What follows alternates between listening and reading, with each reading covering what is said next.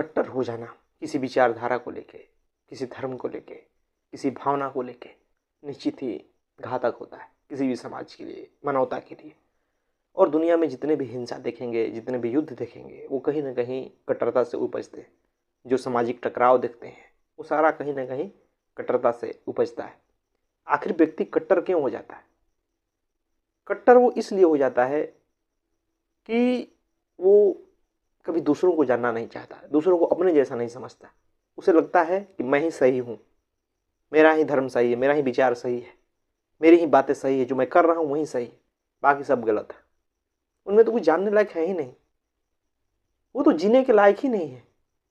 इसी कारण कट्टरता उपजती है। या जो आपको बताने वाले हैं उस विचार के बारे में, धर्म के बारे में, भावना के बारे में, वो इस प्रकार से बताते हैं आपको कि आप उन्हीं को मान लेते हैं, आप खुद से कुछ प्रयास नहीं करते।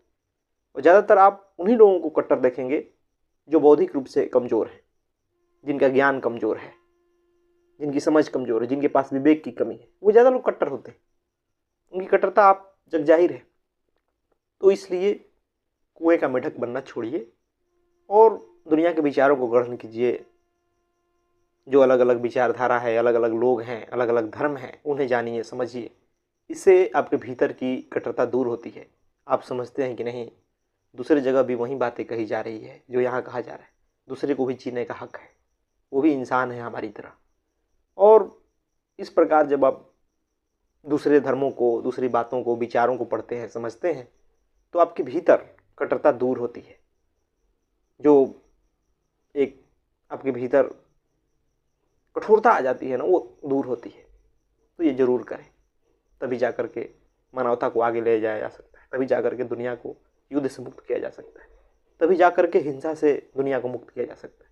नहीं तो हिंसा होती रहेंगी और हिंसा में आके लोग एक दूसरे को ही मारते रहेंगे।